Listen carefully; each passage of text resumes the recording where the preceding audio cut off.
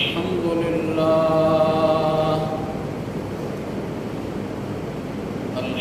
لله وكفى والصلاة والسلام على سيد الرسل وخاتم الأنبياء وعلى آله وصحبه وبارك وسلم، خصوصا على خلفائه الراشدين المهديين إلى يوم القيامة.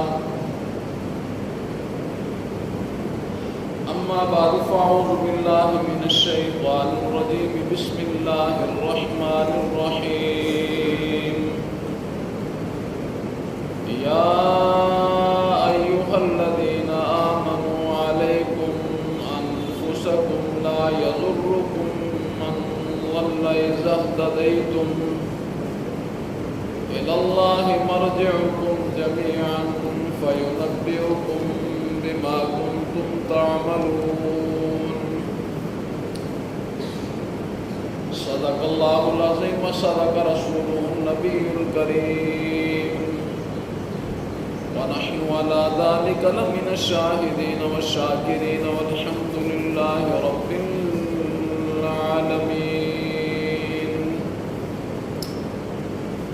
اللهم صل على محمد وعلى آل محمد كما صليت على إبراهيم وعلى آل إبراهيم إنك حميد مجيد.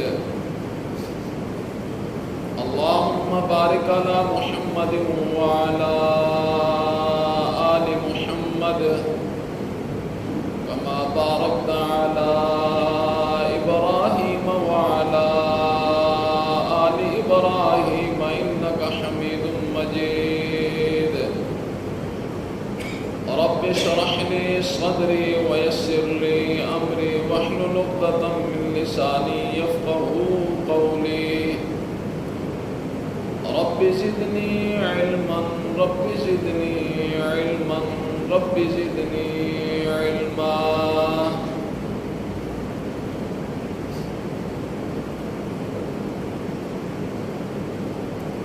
اے ایمان والو، روکے رکھو اپنے آپ کو، روکے رکھو اپنے نفسوں کو. نہ تکلیف پہنچائے تمہیں وہ شخص جو گمراہ ہے، جب کہ تم ہدایت پر ہو. اللہ ہی کی طرف تم سب کا لوٹ کر جانا ہے، بس وہ تمہیں خبر دے دے گا جو تم دنیا میں عمل کیا کرتے تھے.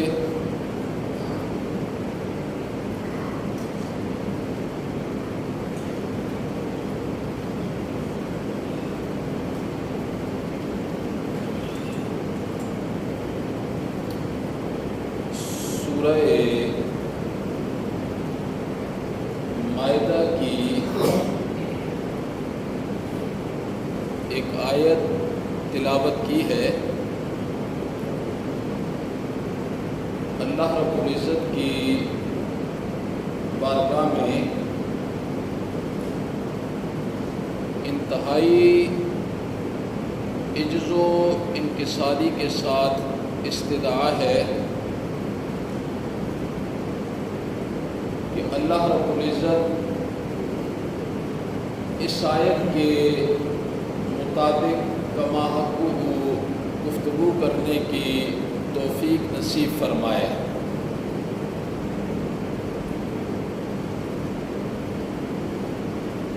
آج کی جو گفتگو ہوگی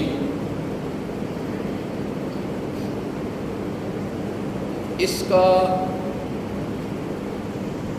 توجہ کے ساتھ سننا اس لیے ضروری اور لازمی ہوگا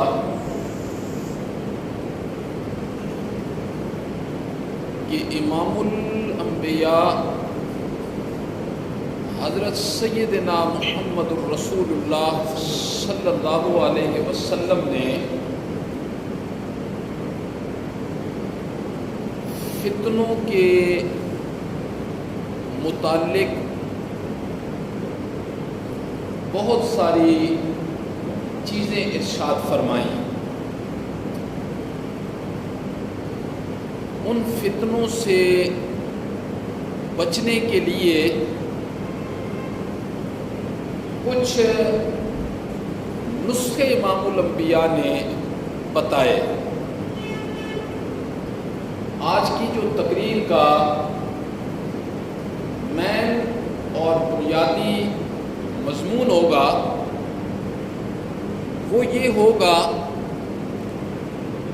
کہ قرب قیامت میں کون کون سے فتنے ظاہر ہوں گے اور کون کون لوگ ان فتنوں کا شکار ہوں گے، اور جو صحیح لوگ ہوں گے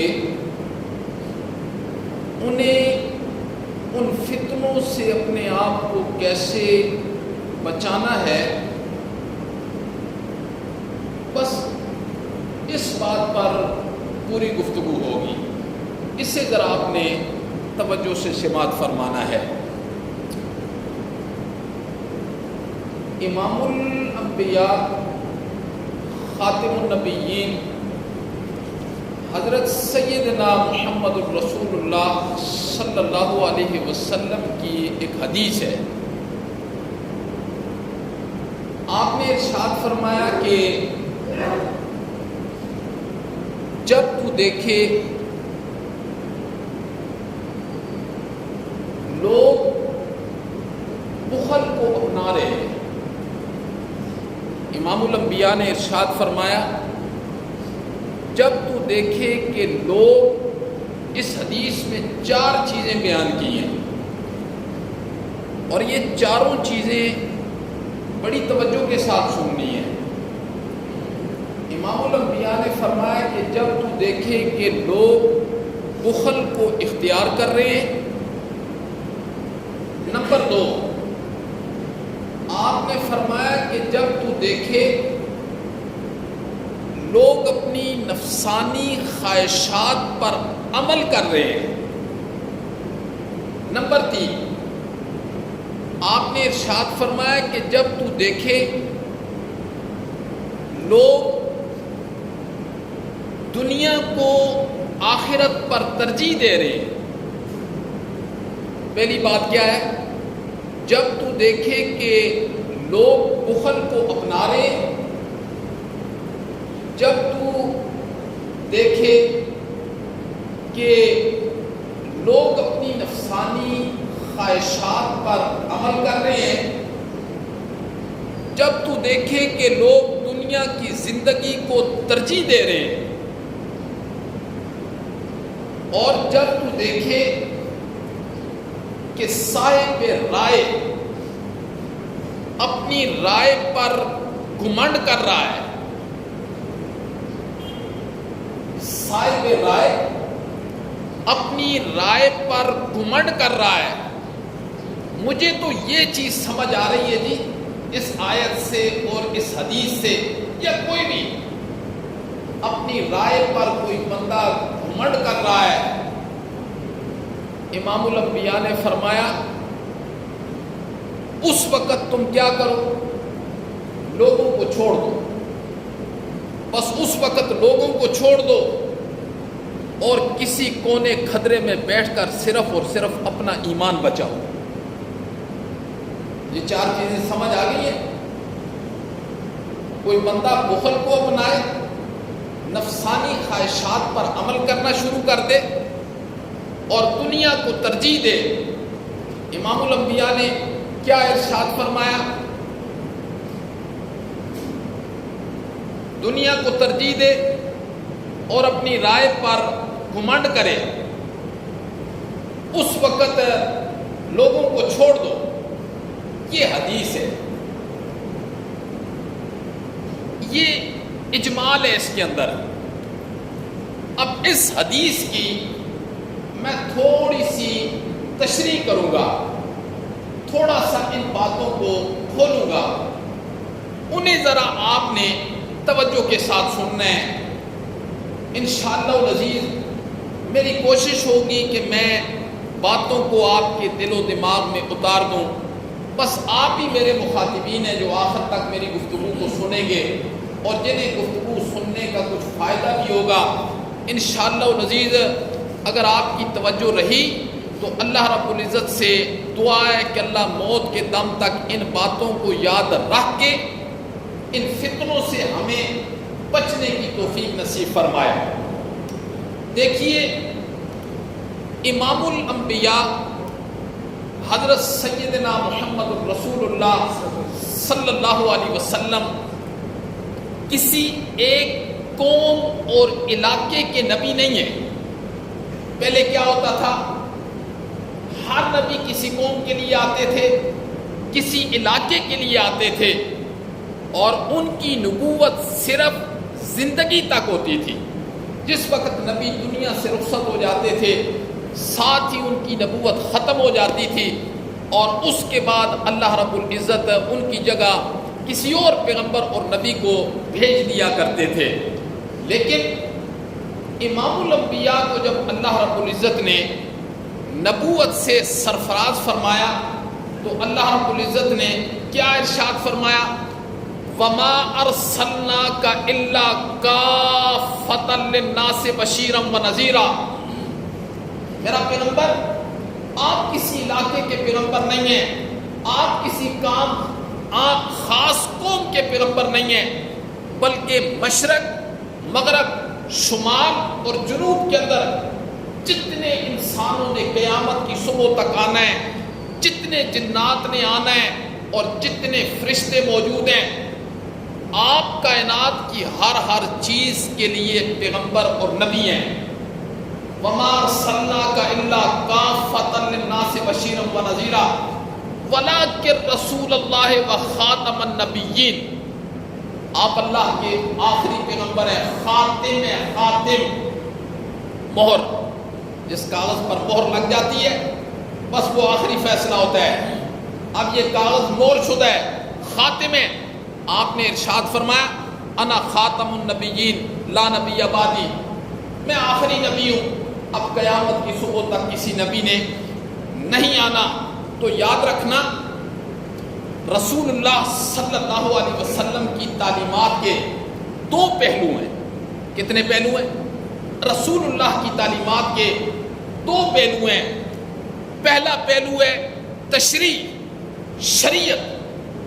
اس میں کیا آپ نے ارشاد فرمایا قوم کے لیے, امت کے لیے کیا تعلیمات دی ہیں؟ اس میں حلال ہے, حرام ہے, جائز ہے, ناجائز ہے, شادی ہے, بچے ہیں, طلاق ہے, عدت ہے, وراثت ہے, کاروبار ہے, حقوق العباد ہیں, پڑوسیوں, ساری چیزیں احکامات تشریعی کے اندر پہلے پہلو کے اندر ساری چیز آ گئی. اور آپ کی تعلیمات کا دوسرا پہلو کیا ہے؟ قیامت تک کے لیے آنے والے حالات و واقعات میں اللہ رب العزت نے امام الانبیاء کو قیامت تک آنے والے حالات اور واقعات کے متعلق آگاہ فرمایا. میرا نبی یہ دور آئیں گے, یہ فتنے آئیں گے. تو دوسرا آپ کی تعلیمات کا پہلو یہ ہے کہ قیامت تک آنے والے حالات و واقعات میں ایک بندے کا, ایک مومن بندے کا طرز زندگی کیا ہونا چاہیے. بس ایک مومن بندے کا اس میں, اس پرفتن دور میں طرز زندگی کیا ہونا چاہیے. اللہ اکبر. ایک حدیث ہے, اس سے ذرا آپ نے توجہ سے سننا ہے. حدیث کیا ہے کہ حدیث کے اندر آتا ہے رسول اللہ صلی اللہ علیہ وسلم, صحابہ کرام جب آپ کو دیکھتے تھے ہر وقت آپ متفکر اور غمگین رہتے تھے, فکر مند رہتے تھے, غمگین رہتے تھے, چہرے پر اس کے آثار ہوتے تھے. ظاہر بات ہے یہ تفکر اور یہ غم دنیا کے لیے تھا, دنیا کے لیے تو نہیں تھا. امام الانبیاء نے تو اپنے گھر میں ایک رات کے لیے بھی دنیا نہیں چھوڑی، ایک رات کے لیے بھی دنیا نہیں چھوڑی ہے۔ یہ تفکر اور یہ غم دنیا کے لیے تھا، دنیا کے لیے نہیں تھا، یہ ان لوگوں کے لیے بھی تھا جو آپ کے سامنے موجود ہیں، جو آپ کے سامنے موجود ہیں، اور یہ ان لوگوں کے لیے بھی تھا، اس امت کے لیے بھی تھا جو قیامت تک آئے گی اور آپ کے سامنے نہیں تھے، ان کے لیے بھی یہ تفکر تھا، یہ غم تھا۔ تفکر اور غم کیا تھا؟ قرآن نے ایک جگہ اس کی تائید کی ہے، ذرا میں قرآن کی آیت پڑھوں گا تو آپ نے اس قرآن کی آیت کو ذرا سمجھنے کی کوشش کرنی ہے۔ قرآن کیا کہتا ہے؟ لَقَدْ جَاءَكُمْ رَسُولٌ مِّنْ أَنفُسِكُمْ، ہم نے جو پیغمبر بھیجے ہیں نا یہ تم ہی میں سے ہیں، یہ نہ فرشتوں میں سے ہیں نہ جنات میں سے ہیں، یہ انسانوں میں سے ہیں۔ لَقَدْ جَاءَكُمْ رَسُولٌ مِّنْ أَنفُسِكُمْ عَزِيزٌ عَلَيْهِ مَا عَنِتُّمْ، تمہیں جو تکلیف پہنچتی ہے نا یہ میرے نبی پر بڑی گراں گزرتی ہے، بہت تکلیف دیتی ہے۔ تمہیں جو تکلیف پہنچتی ہے عزیز علیہ ما عنتم، تمہیں جو تکلیف پہنچتی ہے، قرآن کہہ رہا ہے، اللہ کہہ رہے ہیں تمہیں جو تکلیف پہنچتی ہے یہ نبی پر بہت گراں گزرتی ہے۔ یہ تکلیف کیا ہے کہ اللہ رب العزت نے جو بتایا کہ قیامت تک فتنے کیسے گریں گے، فتنے کیسے آئیں گے، اور ان فتنوں کے اندر میری امت کے لوگ لپیٹے جائیں گے جنہوں نے اپنے آپ کو ان فتنوں سے نہ بچایا، اور پھر امام الانبیاء کے سامنے آخرت کا عذاب تھا، سزائیں تھیں کہ میری امت کو یہ سزا ملے گی۔ وہ اللہ نے تو کیا بتایا؟ عزیز علیہ ما عنتم، تمہیں جو تکلیف پہنچتی ہے یہ میرے نبی پر بہت گراں گزرتی ہے۔ آگے فرمایا حریص علیکم، یہ وہ نبی ہیں جو تمہارے فائدے کے بہت زیادہ حریص ہیں، بہت زیادہ حریص ہیں۔ تمہیں کوئی نعمت اللہ کی طرف سے مل جائے، تمہیں اللہ کی طرف سے کوئی انعام مل جائے، تم اپنے آپ کو فتنوں سے بچا کر اللہ کے سامنے سرخ رو ہو جاؤ، یہ میرے نبی کو بہت ہی پسند ہے، اس کے میرے نبی بہت حریص ہیں۔ حریص علیکم، تمہارے فائدے کے میرے نبی بہت زیادہ حریص ہیں۔ یہ صفت ہے، یہ کس وجہ سے قرآن نے ذکر کر دی؟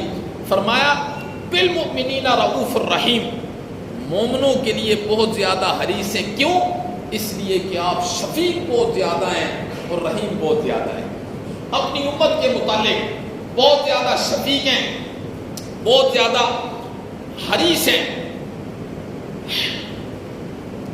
آئندہ ادوار میں جو فتنے آئیں گے، نبی پاک صلی اللہ علیہ وسلم نے اپنی زندگی مبارک میں اس کی پیشین گوئیاں کی ہیں کہ لوگوں فتنے آئیں گے۔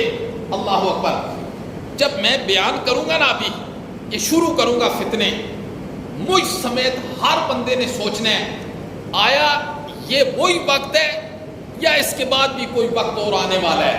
یہ توجہ سے آپ نے سننا ہے۔ آپ نے کیا ارشاد فرمایا؟ حدیث ہے، فرمایا تقع الفتن فی بیوتکم کوقع المطر، تمہارے گھروں کے اندر فتنے ایسے آئیں گے جیسے آسمان سے بارش برستی ہے، جیسے آسمان سے بارش برستی ہے۔ ایک تسلسل کے ساتھ بارش برستی ہے اور دوسرا کتنی تیزی کے ساتھ برستی ہے۔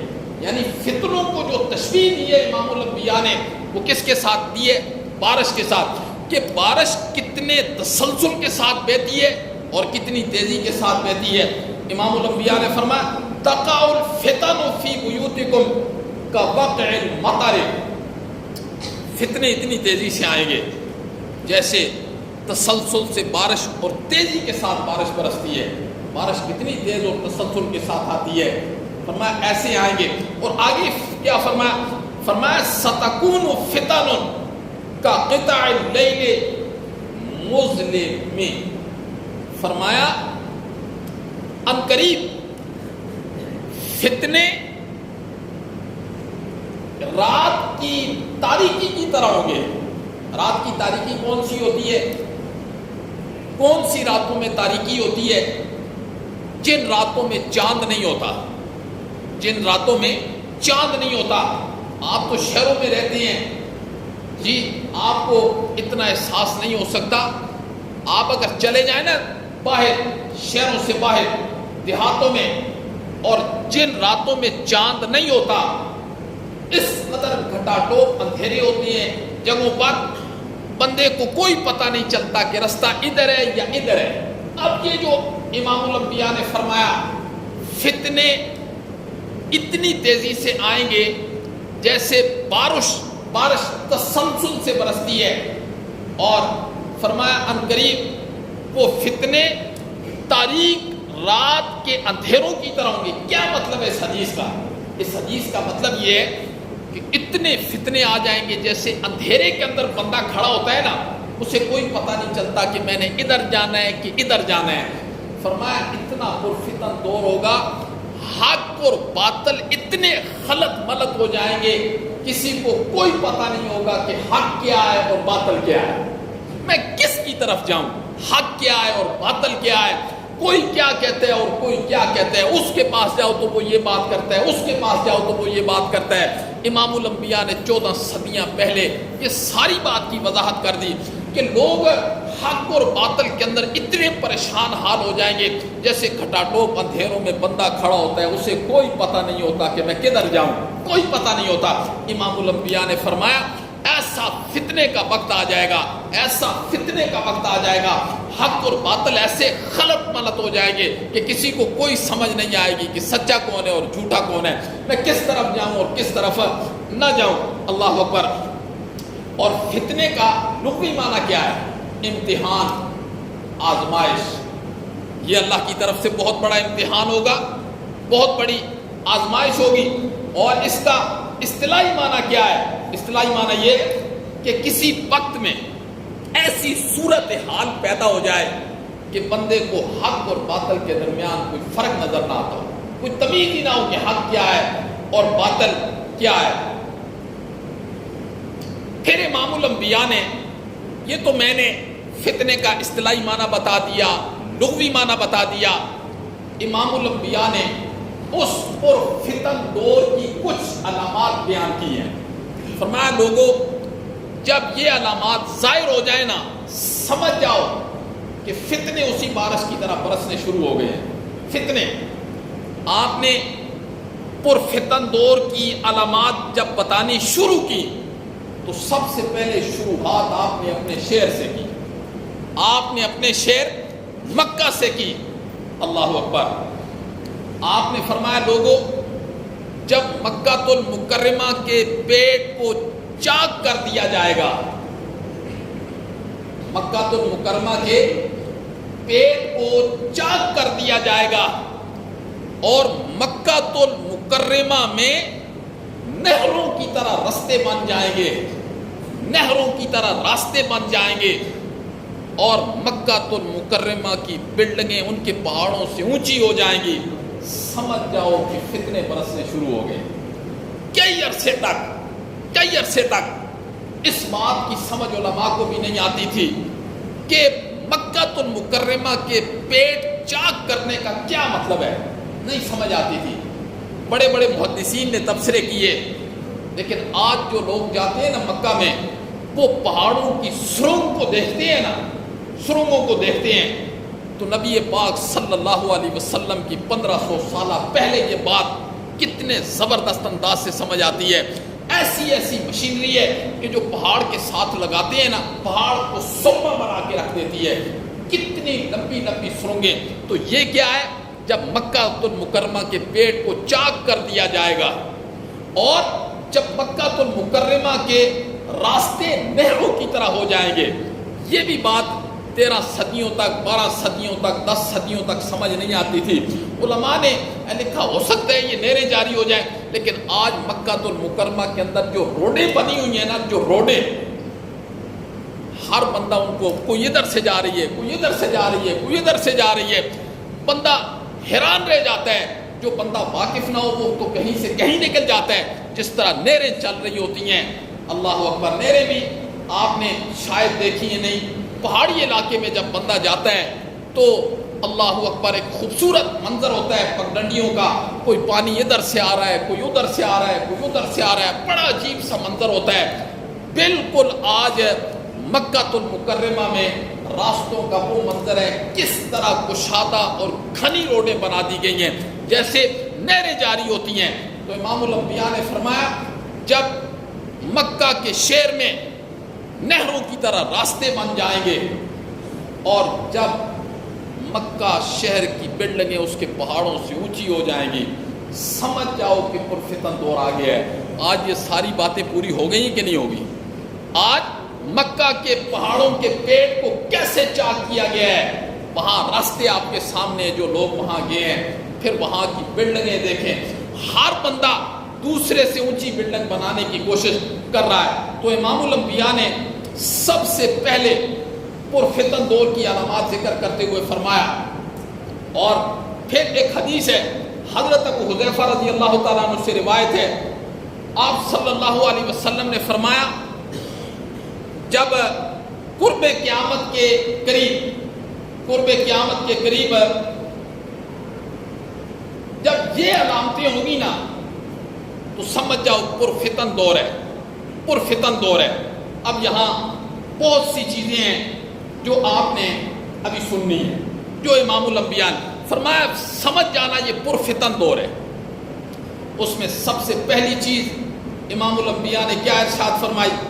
سب سے پہلی چیز امام الانبیاء نے ارشاد فرمائی کہ لوگ نمازوں کو ضائع کرنے والے ہو جائیں گے، لوگ نمازوں کو ضائع کرنے والے ہو جائیں گے۔ کثرت کے ساتھ جب لوگ نمازوں کو ضائع کرنا شروع کر دیں، سمجھ جانا یہ وقت فتنوں سے پر ہے، فتنوں کا وقت آ گیا ہے۔ وہ فتنے جن کے متعلق امام الانبیاء نے اپنی زندگی کے اندر پیشین گوئیاں کی، میں نے بتایا کہ امام الانبیاء کی زندگی کے دو پہلو ہیں، ایک تشریح پہلو ہے، اس میں حلال ہے، حرام ہے، سارے معاملات ہیں، اور دوسرا پہلو وہ ہے جو آپ نے قیامت کی صبح تک آنے والے حالات و واقعات سے آگاہ کیا کہ یہ حالات و واقعات ہوں گے، یہ حالات و واقعات ہوں گے، فتنے کا دور ہوگا۔ ان میں آپ نے ارشاد فرمایا پہلی نشانی یہ ہے، اب گنتے جانا، فرمایا لوگ نمازوں کو ضائع کرنے والے ہو جائیں گے۔ نمبر 2، آپ نے فرمایا امانتوں میں خیانت ہونے لگے گی، امانتوں میں خیانت ہونے لگے گی، یہ آپ نے نشانیاں بتائیں۔ فرمایا جب یہ کام ہو تو سمجھ جاؤ پرفتن دور ہے۔ اب تم نے اس دور کے فتنوں سے اپنے آپ کو کیسے بچانا ہے؟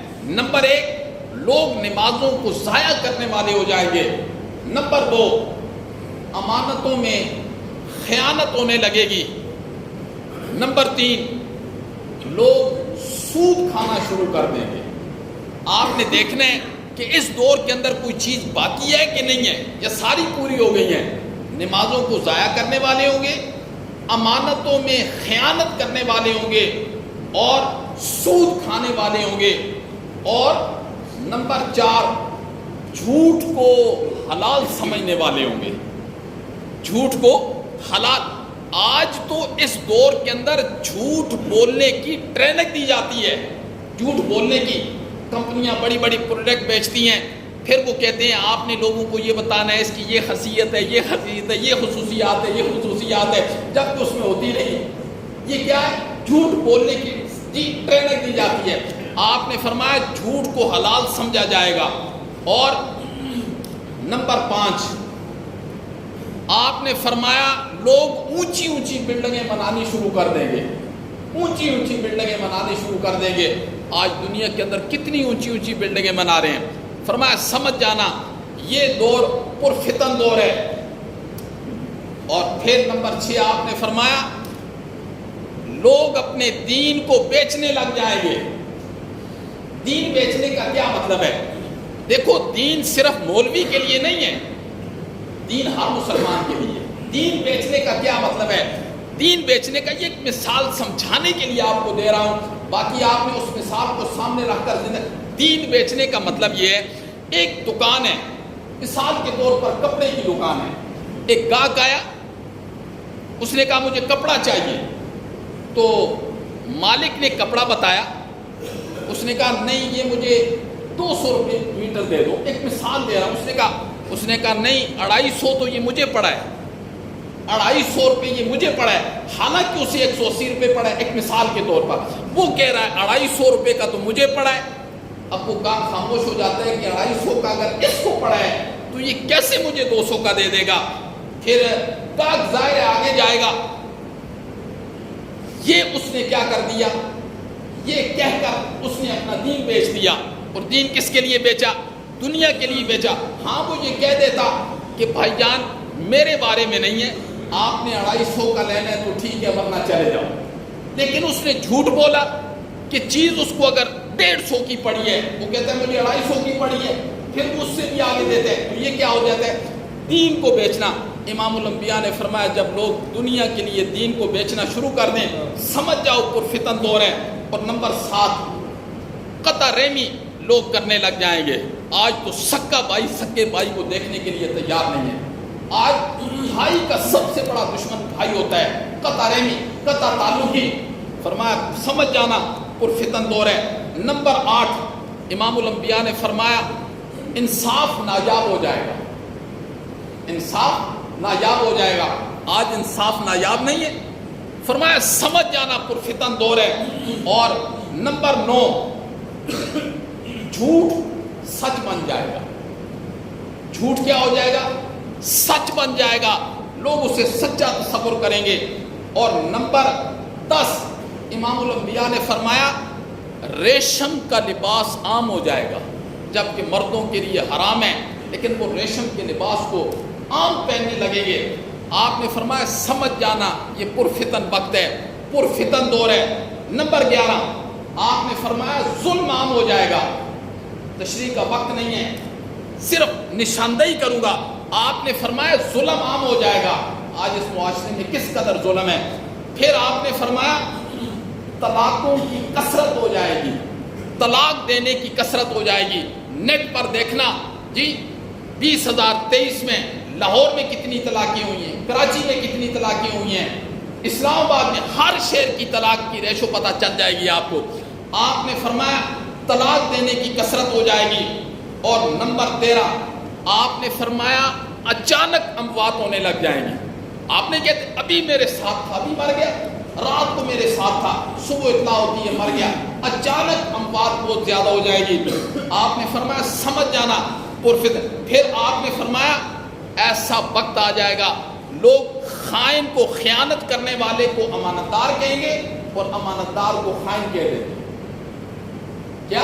خیانت کرنے والے کو امانت دار کہیں گے اور امانت دار کو لوگ خائن کہیں گے، اور سچے کو لوگ جھوٹا کہہ دیں گے اور جھوٹے کو لوگ سچا کہہ دیں گے۔ فرمایا یہ وقت آ جائے، یہ صورتیں ظاہر ہو جائیں تو سمجھ جانا پرفتن وقت آ گیا ہے۔ اور پھر آپ نے فرمایا تہمت عام ہو جائے گی۔ تہمت آج کس قدر، تو حالانکہ تہمت پر شرعی کیا سزا ہے؟ 80 کوڑے۔ کسی نے کسی پر تہمت لگائی، اگر شریعت کا قانون رائج ہوتا نا تو تہمت لگانے والے کو 80، لیکن آج کانوں پر جون بھی نہیں رہتی ہے، کس قدر آسانی سے تہمت لگا دی جاتی ہے۔ آپ نے فرمایا بارش کے باوجود گرمی ہوگی۔ یہ جو موسم ہوتے ہیں آگے گرمی کے، جی کئی مرتبہ ایسا ہوتا ہے بندہ کہتا ہے یار بارش نہیں ہوتی تو اچھا ہوتا ہے، اس قدر گرمی حبس۔ فرمایا بارش کے باوجود۔ اور پھر آپ نے فرمایا شرابیں عام پی جائیں گی، شراب عام پی جائے گی۔ آج شراب عام نہیں ملتی، آپ جس ہوٹل میں چلے جائیں بڑے بڑے، آپ کو ہر پیسے بھی کون پوچھتا ہے؟ ہر ایک بندہ کہتا ہے میرے پاس لائسنس ہے، تو شراب عام پی جائے گی۔ آپ نے فرمایا اگلی نشانی مرد عورتوں کی مشابہت اختیار کریں گے، عورتیں مردوں کی مشابہت اختیار کریں گے۔ فرمایا سمجھ جانا یہ پرفتن دور ہے۔ پھر آپ نے فرمایا جو گانے والی عورتیں ہوں گی ان کی بڑی تعظیم ہوگی اس معاشرے میں، ان کی بڑی عزت ہوگی۔ سمجھ جانا یہ پرفتن وقت ہے۔ پھر آپ نے فرمایا باپ کی نافرمانی کی جائے گی۔ باپ کی کیا کی جائے گی؟ نافرمانی کی جائے گی. آج باپ کی کیسے نافرمانی کرتے ہیں. آج اولاد باپ کے دل کو کیسے دکھاتی ہے, کیسے جلاتی ہے, کیسے اس کے دل پر چھریاں چلاتی ہے. باپ کی نافرمانی کی جائے گی اور ماں کے ساتھ آپ نے فرمایا بدسلوکی کی جائے گی. آج ہم ماں کے ساتھ بدسلوکی نہیں کرتے. اللہ اکبر. حالانکہ ماں باپ کے سامنے اللہ نے کیا حکم دیا ہے, پر جھکا کے رکھنے ہیں, پر جھکا کے. اگر ماں باپ غلطی پر بھی ہیں, تم نے آگے سے پھر بھی یہ نہیں کہنا کہ بابا آپ غلط کہہ رہے ہیں, نہیں کہنا. باپ غلطی پر بھی ہے, ماں غلطی پر بھی ہے, آپ نے سننا ہے. آپ کو صرف سننے کا حکم ہے شریعت کے اندر, بس. اللہ کہتے ہیں وہ میں جانتا ہوں کہ وہ غلط ہے کہ صحیح ہے, وہ میرا اور ان کا معاملہ ہے, لیکن تیرے لیے یہ حکم ہے کہ تو نے باپ کون کرتا ہے. آج باپ کی نافرمانی کی جائے گی, ماں کے ساتھ بدسلوکی کی جائے گی. آپ نے فرمایا انصاف بکنے لگے گا. آج انصاف بکتا نہیں ہے. جج کو پتہ ہوتا ہے کہ یہ قاتل ہے, یہ مقتول ہے, اس کے باوجود بھی مقتول لاکھوں روپے لگا کے اپنے قاتل کو جج کے سامنے کہتے ہیں, یہ ثابت کرتے ہیں کہ یہ ہمارا قاتل ہے. جج لاکھوں روپے لینے کے بعد کہہ دیتے ہیں ہاں یہ قاتل ہے. انصاف بکتا نہیں ہے. انصاف آج بکتا ہے مارکیٹ کے اندر. اللہ اکبر. پھر آپ نے ارشاد فرمایا امت کے آخری لوگ امت کے پہلے طبقے پر لعن و طعن کریں گے. امت کے پہلے طبقے پر لعن و طعن کریں گے. پہلا طبقہ کون ہے؟ صحابہ کرام کا طبقہ ہے. آپ نے فرمایا اس امت کے آخری لوگ صحابہ کرام یعنی پہلے طبقے پر لعن و طعن کریں گے. حالانکہ اللہ نے ان کے متعلق کہہ دیا ہے کلًا وعد اللہ الحسنى, کلًا وعد اللہ الحسنى. جو فتح مکہ سے پہلے مسلمان ہوئے یا فتح مکہ کے بعد مسلمان ہوئے, اللہ نے فرمایا سب کے لیے میں نے مغفرت کا فیصلہ کر دیا ہے. سب کے لیے مغفرت کا فیصلہ, قرآن ہے یہ, سب کے لیے مغفرت کا فیصلہ کر دیا. پھر میں کون ہوتا ہوں, میری حیثیت کیا ہے کہ میں اٹھوں اور میں کہوں کہ فلاں صحابی ایسا تھا اور فلاں صحابی. فرمایا آخری اس طبقے کے آخری لوگ پہلے طبقے کو برا بھلا کہیں گے. فرمایا جب یہ علامات ظاہر ہو جائیں نا تو 4 چیزوں کا انتظار کرو. امام الانبیاء نے فرمایا سرخ آندھیوں کا انتظار کرو, زلزلوں کا انتظار کرو, آسمان سے پتھر برسنے کا انتظار کرو اور اپنی شکلوں کے مسخ ہونے کا انتظار کرو. فرمایا جب یہ چیزیں ظاہر ہو جائیں گی تو زلزلے بھی آئیں گے, پتھر بھی برسیں گے, سرخ آندھیاں بھی آئیں گی اور تمہاری شکلیں بھی مسخ کر دی جائیں گی. صحابہ کرام نے عرض کیا کہ ایسے موقع پر ہمیں کیا کرنا چاہیے, ایسے موقع پر اللہ کے پیغمبر ہمیں کیا کرنا چاہیے. امام الانبیاء نے فرمایا 5 کام کرنے ہیں تم نے, 5 کام کرنے ہیں ایسے موقع پر جیسے بالکل اندھیرا ہے نا, آپ کو کوئی پتہ نہیں. امام الانبیاء نے فرمایا سب سے پہلے اللہ سے یہ دعا کرنی ہے اللہم انی اعوذ بک من الفتن ما ظہر منہا وما بطن. مولا مجھے ظاہری فتنوں سے بھی میری حفاظت فرما اور ان فتنوں سے حفاظت فرما جو پوشیدہ ہیں, جو میرے سامنے نہیں ہیں. مولا میری حفاظت فرما. یہ ہمیشہ اپنے الفاظ میں دعا کریں, یا اللہ فتنوں سے میری حفاظت فرما, وہ فتنے جو میرے سامنے ہیں اور وہ فتنے جو میرے سامنے نہیں ہیں. نمبر 2, امام الانبیاء نے فرمایا اگر کوئی مسلمانوں کی جماعت ہے اور لوگوں نے مسلمانوں کے امیر کو تسلیم کر دیا ہے, اس کے پیچھے چلو. صحابہ نے فرمایا اگر پیغمبر اللہ کے پیغمبر نہ ملے تو فرمایا اپنے گھروں میں ایسے رہو جیسے ٹاٹ ہوتی ہے. کیا مثال ہے, یہ قالین ہے نا, قالین ایک دفعہ بچھانے کے بعد کتنے عرصے کے بعد اٹھائی جاتی ہے. مطلب یہ ہے کہ پھر اپنا ایمان بچانے کے لیے اپنے گھروں کے اندر زیادہ وقت گزارو, زیادہ وقت گزارو. اور نمبر 3, آپ نے فرمایا فتنوں کی طرف جھانک کر بھی نہ دیکھو. اگر جھانکو گے نا تم بھی اسی فتنے میں مبتلا ہو جاؤ گے, اگر فتنوں کے اندر جھانکو گے.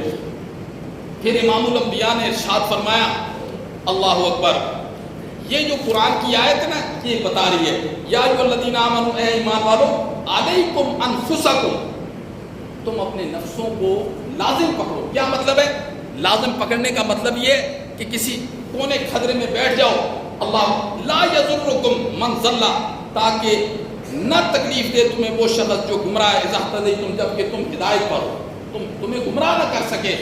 صحابہ کرام نے عرض کیا یا رسول اللہ امر بالمعروف اور نہی عن المنکر کدھر چلا جائے گا؟ پھر ہم اس دور میں امر بالمعروف اور نہی عن المنکر نہیں ہے. آپ نے فرمایا جب 4 چیزیں ظاہر ہو جائیں, بخل ظاہر ہو جائے اور نفسانی خواہشات پر عمل کرنا ظاہر ہو جائے, جب لوگ دنیا کو ترجیح دینے لگیں, اور صاحب رائے اپنی رائے پر گھمنڈ کرنے لگے، میں تو یہ سمجھتا ہوں جی، میں تو یہ سمجھتا ہوں، میں اپنی بات میں سچا ہوں۔ آپ نے فرمایا پھر قرآن کا یہ حکم آ گیا ہے، پھر قرآن جب یہ چار چیزیں ظاہر ہو جائیں پھر قرآن کا یہ حکم ہے، یا ایھا الذین آمنوا علیکم انفسکم، اے ایمان والو اپنے آپ پر قابو رکھو، اپنے نفسوں پر قابو رکھو، یعنی تنہائی میں چلے جاؤ، زیادہ وقت پھر کھونے کھدرے میں گزارو، پھر اگر تم دوسرے کی ایمان کی فکر کرو گے نا تو تمہارا اپنا ایمان بھی چلا جائے گا۔ ایسا یہ چار چیزیں جب ظاہر ہو جائیں گی، فرمایا لا یضرکم من ضل، تاکہ نہ گمراہ کر سکے تمہیں، نہ تکلیف پہنچا سکے وہ شخص جو گمراہ ہے، اذا اہتدیتم، جب کہ تم ہدایت پر ہو، الی اللہ مرجعکم جمیعا، تم سب کا اللہ کی طرف لوٹ کر جانا ہے، فینبئکم بما کنتم تعملون، اللہ کہتے ہیں میں تمہیں بتا دوں گا پھر قیامت والے دن جو جو تم عمل کرتے تھے۔ اللہ وقت کے فتنوں سے ہماری حفاظت فرمائے، ہماری